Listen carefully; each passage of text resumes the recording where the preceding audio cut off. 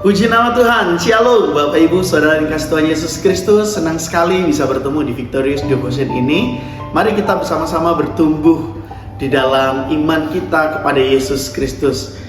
Oleh karena itu, hari ini kita mau sama-sama merenungkan kebenaran firman Tuhan. Mari kita bersatu dalam doa. Kami mengucap syukur Tuhan atas kasih-Mu. Kami memuji kebesaran-Mu. Engkau Allah yang sungguh ajaib dalam kehidupan kami. Karya-Mu begitu indah, cara-caramu begitu ajaib dalam Engkau menyatakan kasih-Mu kepada kami. Biar kami meresponi kasih-Mu dengan baik, dengan benar, dengan kami menghidupi kebenaran firman-Mu. Oleh karena itu saat ini kami mau membaca, merenungkan kebenaran firman-Mu. Biarlah firman-Mu menjadi kekuatan bagi kami, firman menjadi suluh bagi setiap langkah kaki kami. Urapi setiap kami semua, bekerjalah Roh Kudus sebebas-bebasnya. Kami izinkan hati kami Engkau garap menjadi tanah yang subur, dan hati kami siap Engkau tanami dengan kebenaran firman-Mu. Kami berdoa dan mengucap syukur, haleluya, amin. Bapak Ibu Saudara yang kasih Tuhan Yesus Kristus, hari ini kita mau sama-sama merenungkan kebenaran firman Tuhan dengan tema firman sebagai sumber kebenaran, atau firman sumber kekuatan. Saya minta maaf, firman sumber kekuatan, karena di tema bulan Maret ini GB Victory mengusung bertumbuh dalam firman Kristus. Ini merupakan sebuah rangkaian untuk kita mencapai tema di tahun 2025, yaitu Increase in Christ. Bagaimana kita sampai di posisi di Increase in Christ? Ya jelas, kita harus meyakini, kita harus menerima, kita harus berada di posisi kita menghidupi firman sebagai kekuatan kita. Nah, Bapak Ibu Saudara yang dikasih Tuhan Yesus Kristus, sebelum lebih lanjut lagi, saya mau mengajukan pertanyaan kepada kita semua. Pertanyaannya adalah, siapa di sini yang tidak mau berbahagia? Adakah di antara kita, di antara Bapak Ibu Saudara yang dikasih Tuhan Yesus Kristus, yang tidak mau berbahagia? Apakah ada? Saya rasa banyak orang yang ingin hidupnya itu berbahagia dan selalu berbahagia. Kita baca ayat bacaan kita di dalam Mazmur 119 ayat 28. Saya bacakan untuk kita semua. Jiwaku menangis karena duka hati. Teguhkanlah aku sesuai dengan firman-Mu. Nah, Bapak Ibu Saudara yang kasih Tuhan Yesus Kristus, di sini kita tahu apa yang membuat jiwa kita menangis. Yang membuat jiwa kita menangis yaitu duka hati. Kata duka hati di situ merujuk pada apa? Pada perasaan pedih, penderitaan batin, tekanan emosional yang begitu berat, tekanan emosional yang begitu luar biasa. Duka hati itu bisa timbul dari berbagai macam faktor dalam kehidupan manusia. Kalau kita runtutkan, sangat banyak sekali faktornya. Bisa saja masalah hidup, kebutuhan hidup, kondisi hidup, keadaan-keadaan hidup, penganiayaan kah, kesulitan kah, keputusasaan, itu dapat menjadi faktor untuk kita mengalami duka hati.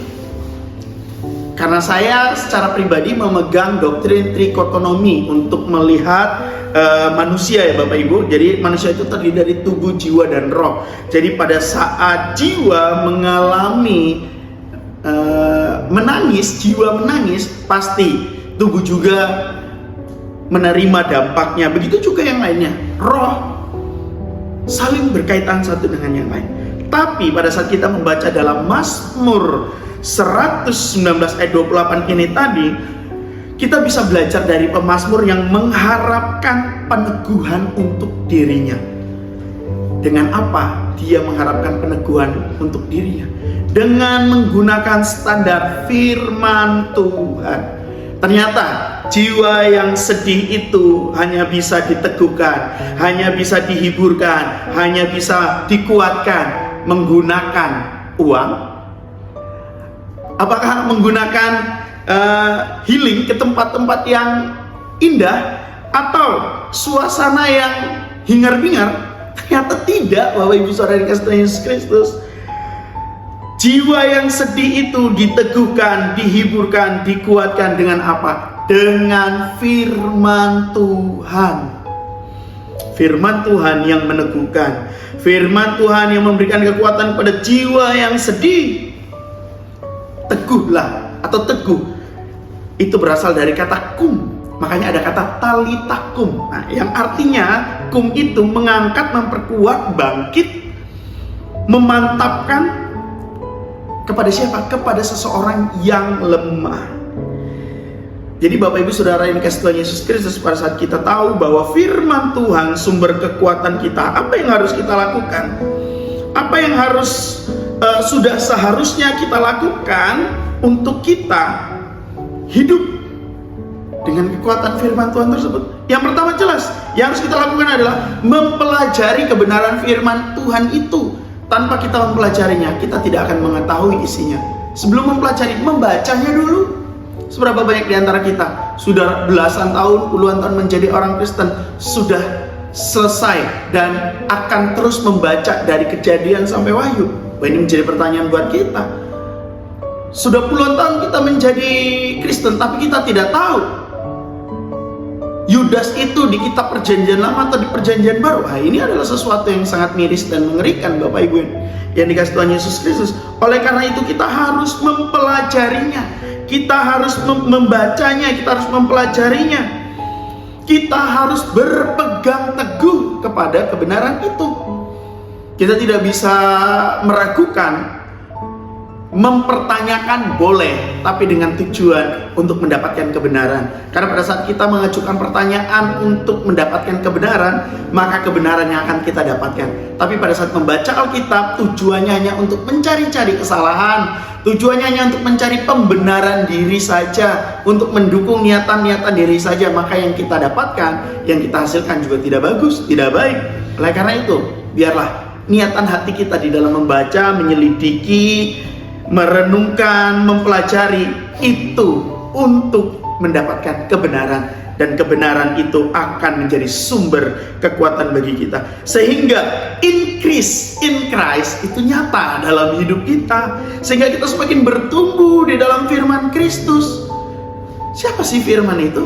Jelas, Yesus Kristus, firman yang menjadi manusia. Firman Allah yang menjadi manusia, yang harus kita pelajari kebenarannya, yang harus kita pegang teguh kebenarannya, yang harus kita hidup di dalam ketetapan-ketetapannya. Karena firman Tuhan akan menjaga kelakuan kita. Untuk apa? Untuk tetap bersih. Firman Tuhan akan membuat kita tetap hidup sekalipun kita sudah menjadi abu. Mari Bapak Ibu dikasihi Tuhan Yesus Kristus, kita mengambil keputusan. Kita mengambil keputusan untuk berpegang teguh kepada kebenarannya, untuk berpegang teguh kepada ketetapan-ketetapannya, untuk berpegang teguh kepada firman Tuhan dan hidup di dalamnya. Biar firman Tuhan hidup di dalam kita, kita hidup di dalam firman Tuhan. Amin. Buat firman Tuhan pada hari ini, mari kita bersatu dalam doa. Bapa yang baik dalam surga, kami ucap syukur Tuhan untuk firman-Mu. Kami sungguh percaya dengan kami mengerti dengan benar kebenaran firman-Mu, kami memperoleh kekuatan untuk kehidupan kami. Kuasai kami Tuhan dengan kebenaran firman. Kami mau tetap tinggal diam di dalam ketetapan-ketetapan. Kami mau berpegang teguh Tuhan kepada setiap perintah-perintah-Mu. Kami mau dengan teliti, kami mau dengan benar, kami mau dengan tekun mempelajari dan menghidupi kebenaran firman-Mu. Roh Kudus, tuntun kami untuk kami terus hidup di dalam kebenaran firman-Mu, dan firman-Mu yang kami hidupi itu menghasilkan buah, dan buahnya dinikmati oleh banyak orang. Urapi setiap kami, mampukan setiap kami. Kami berdoa dan mengucap syukur, haleluya, amin. Selamat hidup di dalam kebenaran firman Tuhan, dan selamat menikmati kekuatan yang tidak terbatas di dalamnya. Tuhan Yesus memberkati. Sampai ketemu di Victorious Devotion yang akan datang. Shalom.